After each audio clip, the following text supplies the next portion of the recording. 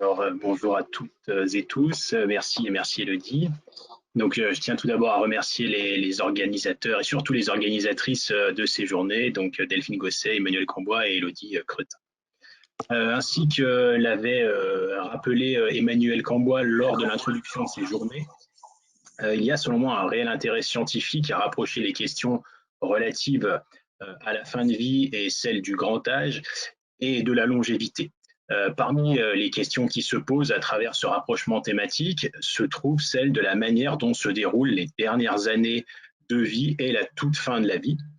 Or, il s'avère complexe d'aborder ces questions sans jugement normatif, voire moral, à l'égard de la qualité de vie de ces dernières années et sur le déroulement du mourir. Donc, dans l'avant-propos du numéro 163 qu'a présenté Elodie, qu'on a consacré à la fin de vie au grand âge, mes collègues et moi avons soulevé entre autres points le risque de l'idéologie dans les recherches sur la fin de la vie au grand âge. Alors, sans doute avons-nous trop facilement tendance à considérer les recherches comme objectives et neutres si on se réfère de manière trop simpliste à l'idée de neutralité axiologique telle que l'entendait Weber dans Le savant et le politique. Le chercheur ne serait alors pas censé imposer ses valeurs lorsqu'il conduit ses travaux et présente ses résultats. Son engagement politique, institutionnel, ne devrait pas orienter l'analyse. Or, Weber soulignait lui-même qu'une neutralité axiologique pure est difficile puisque les objets de la recherche sont inscrits dans des contextes historiques, culturels et politiques, en particulier lorsqu'il s'agit d'objets, de sujets qui sont particulièrement propices aux jugements moraux, comme peuvent l'être la fin de vie et la mort. Donc, utiliser le terme idéologie peut apparaître provocateur si on y voit une volonté délibérée du chercheur de mettre ses résultats au service d'un dogme qui le pousserait à ignorer certains résultats pour en valoriser d'autres. Ce n'est pas réellement de ça dont il est question ici, mais plutôt de montrer qu'il apparaît difficile d'aborder la question de la fin de vie au grand âge sans s'inscrire de manière plus ou moins volontaire dans un système prédéfini d'idées pouvant prendre la forme de jugements normatifs et moraux, qui ne sont pas étayés par les résultats de la recherche, mais qui les précèdent.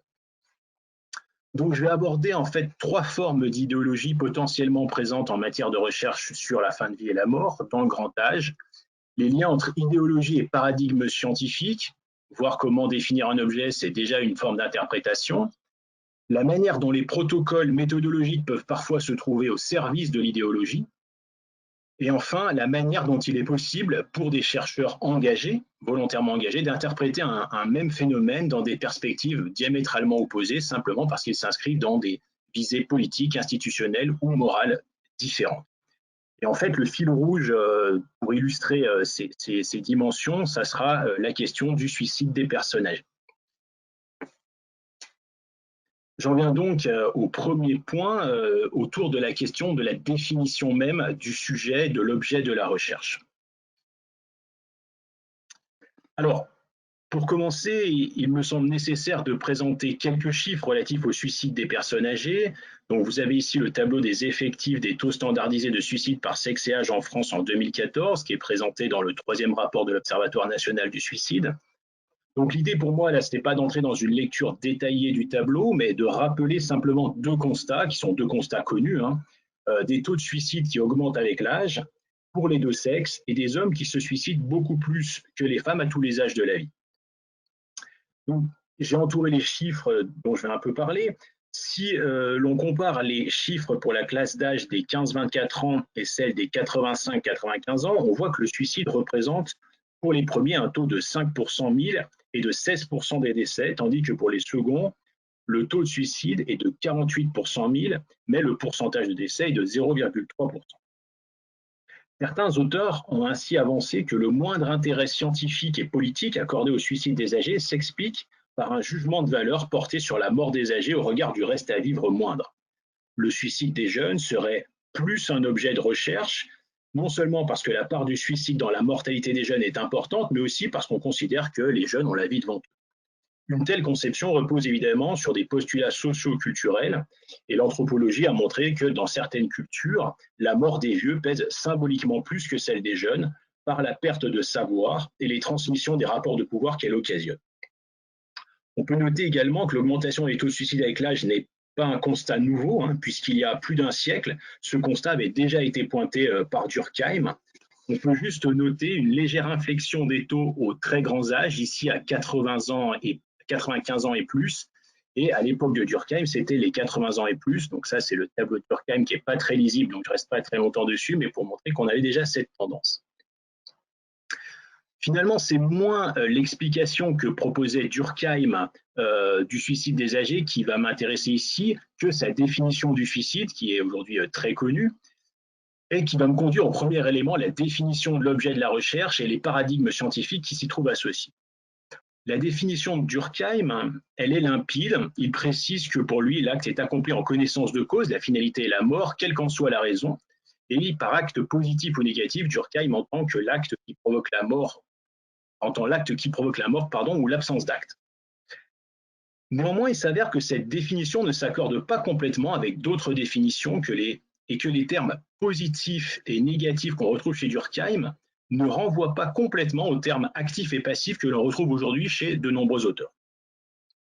Ainsi, j'ai pris l'exemple des travaux de Marguerite Charzac-Brunel, qui est une des rares auteurs à avoir écrit sur le suicide des personnes âgées, à avoir écrit un ouvrage là-dessus. Et il apparaît que le suicide passif englobe chez elle l'arrêt de traitement, la négligence grave dans l'hygiène de vie, le syndrome de Munchausen, le syndrome de glissement, les conduites à risque, les équivalences suicidaires pouvant provoquer la mort. Elle prend l'exemple d'un sport violent chez les cardiaques, le suicide assisté et l'euthanasie.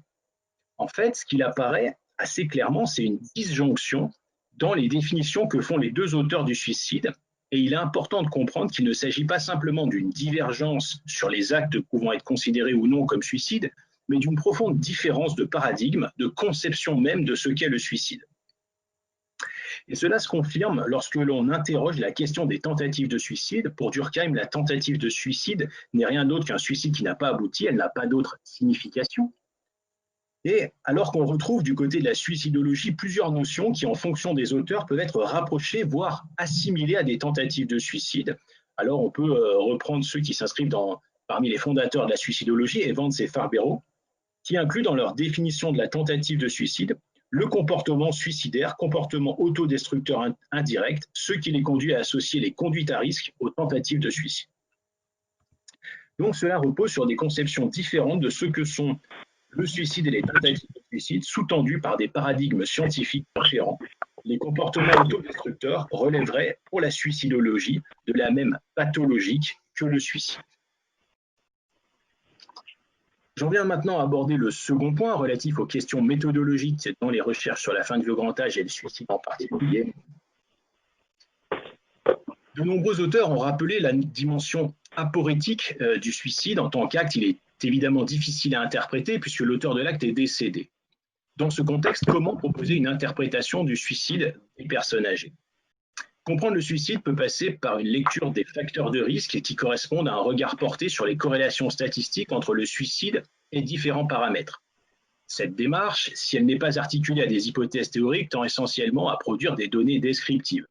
C'est par exemple le cas lorsque dans certaines publications, l'âge et le sexe, variables descriptives, sont présentés comme les deux premiers facteurs de risque.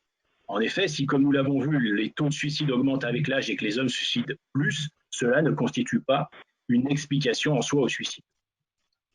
Chez Durkheim, les corrélations statistiques sont travaillées pour être interprétées comme des causes de suicide, c'est-à-dire comme étant extérieures aux individus et aux motifs qu'ils peuvent exprimer. Ainsi, dans le tableau que j'ai présenté rapidement tout à l'heure, ce sont moins finalement les variations des taux de suicide par âge qui intéressaient Durkheim que les variations par statut matrimonial, célibataire, veuf, marié, car une des hypothèses de Durkheim pour expliquer le suicide reposait sur un excès ou un défaut d'intégration sociale. Pour Durkheim, connaître les motifs de suicide ne constituait pas un moyen de comprendre le suicide. Lorsqu'il s'agit de comprendre le suicide en s'intéressant cette fois aux motifs ou aux raisons du suicide, la question méthodologique qui se pose est de savoir qui sont les bons sujets pour conduire la recherche. De nombreuses publications s'appuient sur la passation de questionnaires auprès de suicidants, c'est-à-dire des personnes ayant fait une ou plusieurs tentatives de suicide, ou des personnes présentant un état de comportement autodestructeur. Cette option implique une assimilation implicite entre suicidé et suicidant. Outre le fait que les tentatives de suicide diminuent avec l'âge, cette option méthodologique implique de considérer que les raisons qui ont poussé les suicidants à faire une tentative sont les mêmes que celles qui ont conduit les suicidés à mettre fin à leur jour. Autre option possible, enquêter auprès des proches des personnes suicidées.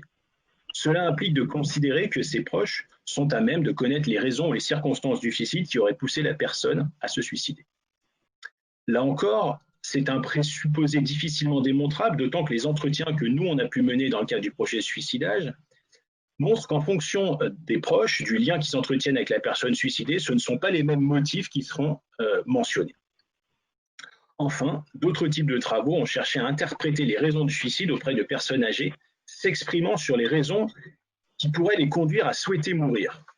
Là encore, il s'agit de considérer que les raisons qui poussent des personnes âgées à considérer la mort désirable ou la vie insupportable pourraient être des motifs de suicide.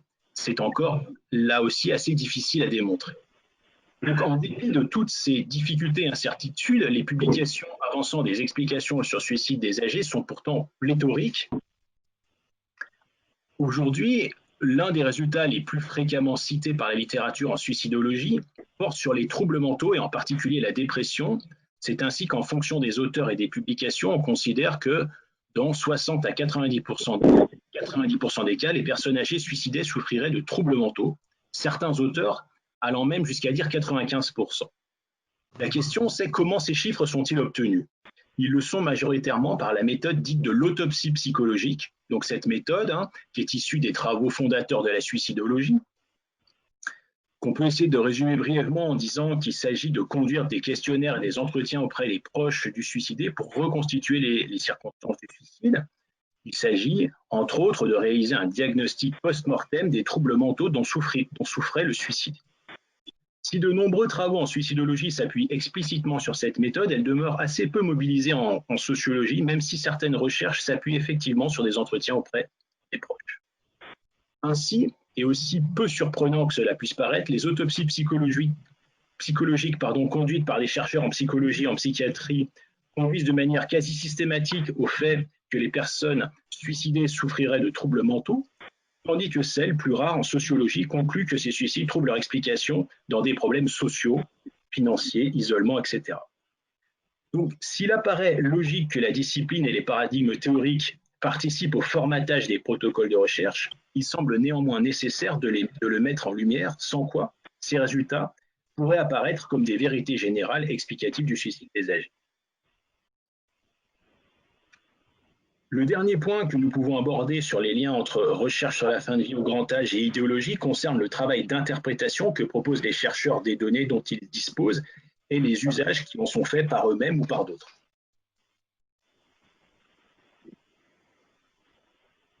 Dans son article consacré à l'hypothèse d'un suicide rationnel de la part des personnes âgées, Naomi Richards se fait l'écho de revendications de personnes âgées qui se mobilisent pour faire reconnaître la fatigue de vivre comme cause valable de demande d'euthanasie ou de suicide assisté.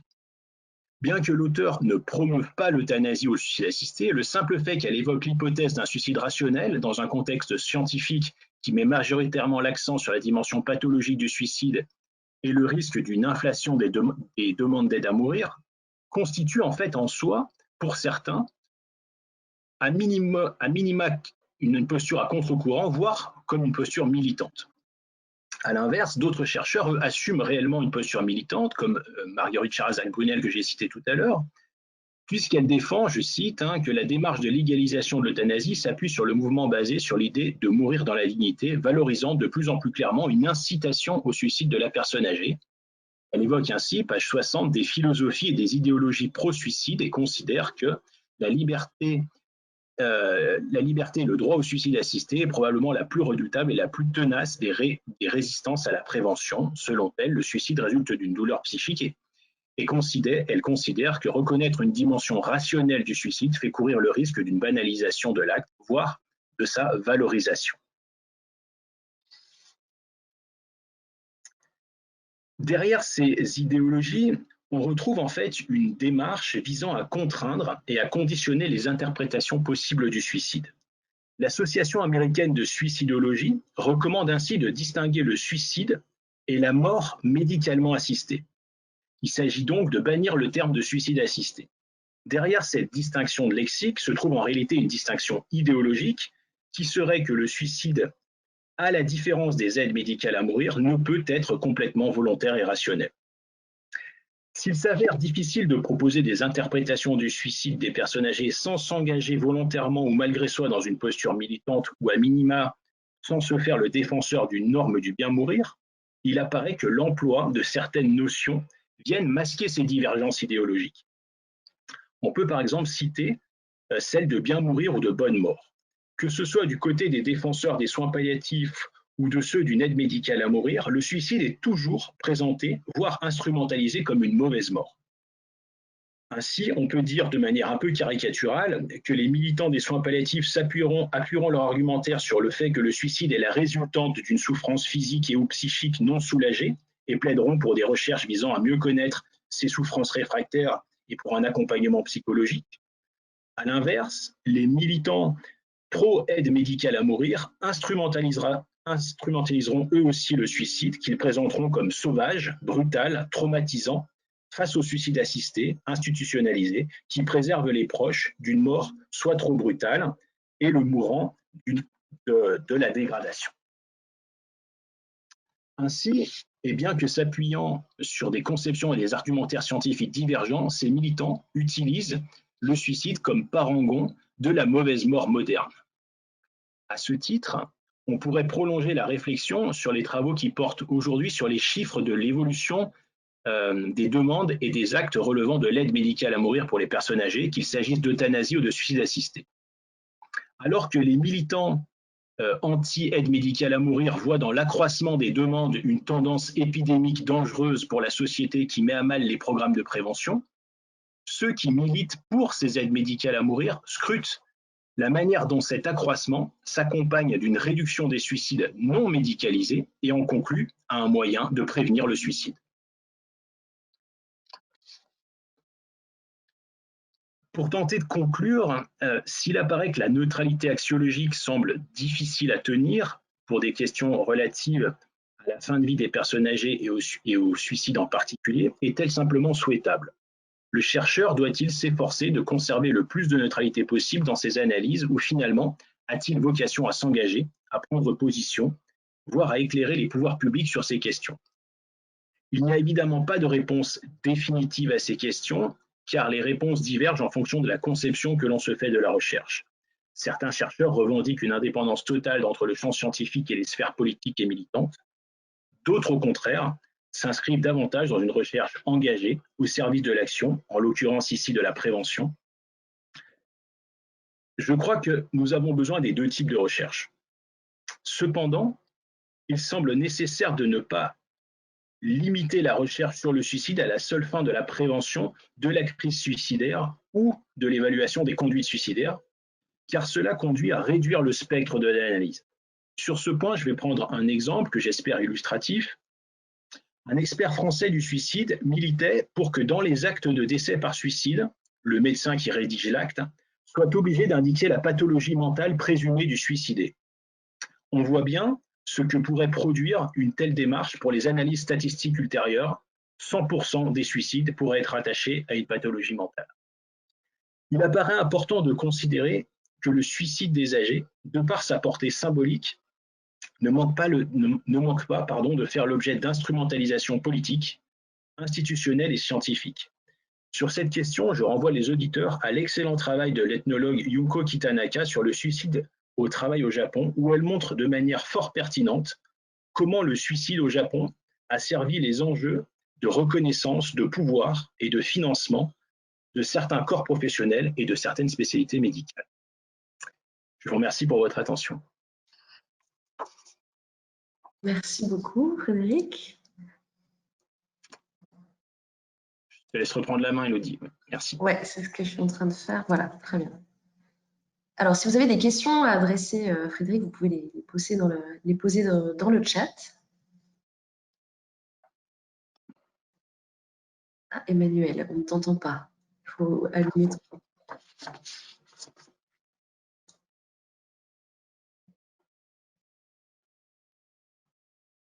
Alors, ton micro est toujours fermé, Emmanuel. Il était ouvert et tu... On t'entend pas. En tout cas, merci Frédéric pour cette présentation qui est... Ah voilà, Emmanuel, vas-y, tu Ça y est, voulais... vous m'entendez? Je sais pas, C'est bon. mon micro ne répond pas à mes demandes. Je disais, le chat est quoi? Est silencieux. Je vais peut-être, Élodie, si tu as une question, ou bien moi j'avais quelques questions. Vas-y, j'en avais une ou deux aussi, mais Pour vas-y, je t'en lancer prie. la discussion.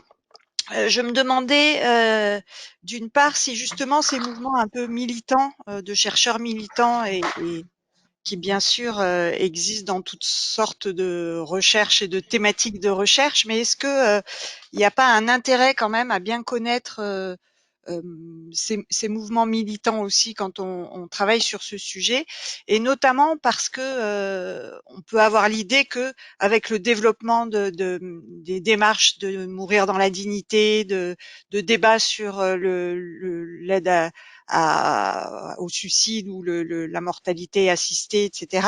Il n'y a pas quand même une différence entre les suicides des jeunes et des plus âgés, un peu portés par cette meilleure connaissance de ces actes un peu volontaires et anticipés finalement par les personnes en lien avec un besoin de qualité de vie et de se projeter dans une qualité de vie et de voilà, ça m'a rappelé un peu la séance de la dernière fois avec les directives anticipées. Est-ce qu'il n'y a pas des démarches un peu volontaires aussi, et que cette idée de répondre à quelque chose d'un peu militant est un fait et doit être aussi étudié en tant que tel? Je ne sais pas si je suis très claire. Désolée.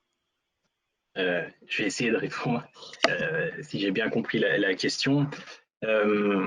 Je dirais que sur ce point, c'est-à-dire ça rejoint en fait ce que je disais sur l'idée est-ce qu'il y aurait un suicide rationnel chez les âgés, et pour caricaturer un peu, un suicide moins rationnel chez les jeunes qui serait plus de l'ordre du raptus, d'un mouvement comme ça. Et ça en fait c'est assez intéressant, c'est de voir qu'il y a deux manières en fait quand on regarde les publications relatives au suicide des personnes âgées, il y a vraiment deux types de réponses qui sont faites dans les publications. La première, c'est de considérer que quelque part l'âge est un élément, et on parle surtout là en tout cas d'âge biologique, d'usure physiologique, etc., qui rendrait légitime la demande de mourir et le fait de se suicider sans que ça soit pathologisé. On va dire, bah oui, mais l'âge amène l'isolement, l'âge amène la souffrance, l'âge amène la perte de goût pour la vie, etc., etc.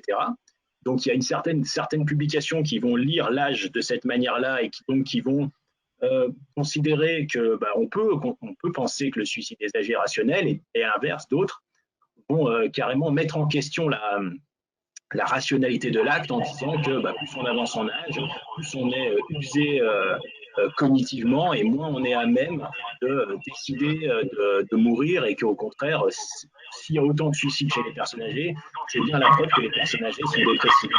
Donc il y a vraiment deux types de lectures très très différentes dans les publications scientifiques de ce que l'âge fait au suicide.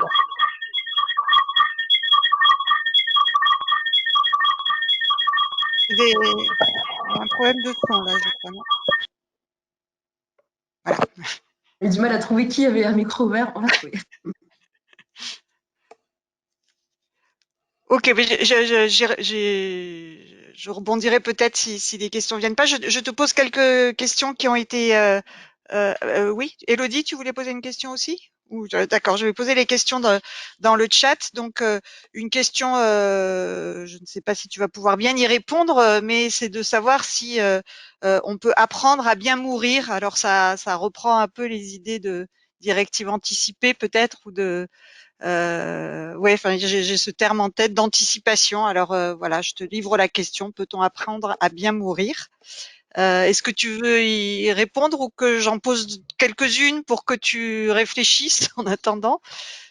Je vais essayer de faire au fur et à mesure, sinon je vais me perdre.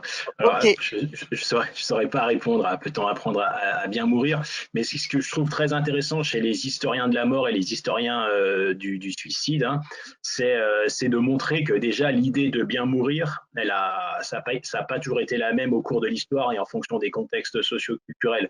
Je veux dire, c'est ça que nous apportent les historiens et les anthropologues, c'est de montrer que bien mourir chez nous, en Occident, à notre époque, eh ben, ça n'a pas du tout le même sens que bien mourir chez les Inuits ou dans certaines sociétés qui ont ce que Glasscock appelle des death hastening behaviors, c'est-à-dire des comportements visant à hâter la mort des personnes fragiles, où là, bien mourir, ça peut passer par le suicide. Et au cours de l'histoire, le suicide a tantôt été criminalisé, tantôt été pathologisé, et parfois, plus rarement, il a été présenté comme la mort parfaite. Donc, c'est ça aussi, c'est que derrière ces mots bien mourir, mal mourir, il y a beaucoup de jugements de valeur qui sont liés aussi à une époque et à un contexte culturel. Merci. Une autre question sur en fait, de savoir si on a une idée du nombre de suicides. Donc là, il était posé dans des services oncogériatriques. Donc peut-être que j'élargirai un peu. Donc des suicides pour des personnes atteintes de maladies chroniques. Et de quelle manière ça peut être relié aussi à un défaut de prise en charge ou au jugement par les patients d'un manque de prise en charge de qualité dans le cadre de ce prise en charge humaine, il est précisé, dans le cadre de ces soins auprès de personnes âgées atteintes de maladies chroniques. Alors ça, c'est très compliqué. Alors, j'ai pas là les chiffres en institution hospitalière ou en EHPAD, par exemple. C'est sûr qu'il y a des suicides en institution hospitalière et en EHPAD. Là où c'est très difficile, c'est que ça rejoint la question de comment on compte les suicides. Quand on a mené, nous, des entretiens avec des médecins travaillant notamment en EHPAD, par exemple, qui avaient été confrontés à des suicides de personnes présentant effectivement des maladies chroniques, entre autres, mais aussi d'autres types de problèmes. C'était aussi la question de est-ce un suicide? Est-ce un suicide, par exemple, pour des personnes qui étaient atteintes d'une maladie d'Alzheimer, une personne qui a une maladie d'Alzheimer qui s'est défenestrée dans un EHPAD ou qui s'est jetée dans les escaliers alors que ça faisait plusieurs années qu'elle ne prenait plus les escaliers?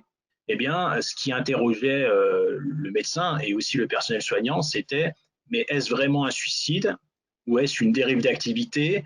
Est-ce qu'on peut juger de finalement la rationalité de l'acte de cette personne-là alors qu'elle était atteinte de pathologie cognitive? Donc déjà la difficulté, c'était celle-ci à laquelle étaient confrontés ces professionnels, parce qu'effectivement, oui, on va retrouver des morts qui seront, et ça c'est tout le débat, comptés ou pas par le médecin certificateur comme des suicides dans ces établissements-là. Faut-il les compter ou ne faut-il pas les compter? Et ça rejoint la définition de Marguerite Charzac-Brunel, faut-il compter le syndrome de glissement comme un suicide? Ça fait partie des débats aussi qu'il y a dans le grand âge. Alors, je vais peut-être t'adresser, je ne sais pas s'il y a encore un peu de temps, je n'ai pas On regardé. va devoir passer à la présentation suivante, mais je pense qu'assez rapidement, peut-être que Frédéric, tu peux répondre à la question sur la question du financement, peut-être juste oui, assez rapidement. alors ouais, il y a une question qui est un petit peu pour savoir si, comme beaucoup de recherches sur le suicide sont financées par des institutions qui portent ces questions d'une manière un peu militante, est-ce que tu as connaissance de moyens de faire financer ces recherches et est-ce que les recherches produites du coup sont pas un peu teintées de militantisme par le système de financement?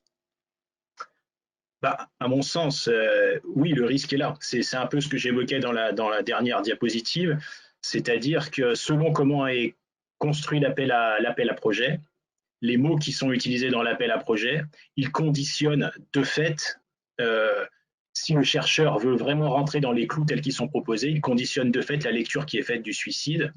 Alors je pourrais prendre, et j'en fais pas du tout la critique, je pointe simplement la question, puisqu'il y a l'Observatoire national du suicide qui a ouvert un appel à projet sur le suicide des personnes âgées en fin d'année 2020. Et effectivement, les termes qui sont utilisés à l'intérieur, comportement suicidaire, conduite suicidaire, relèvent d'un certain paradigme de lecture du suicide et conditionnent, à mon sens, mais là je donne un avis très personnel, à mon sens, la lecture qui va être faite du suicide et les analyses qui pourront en découler. Merci beaucoup.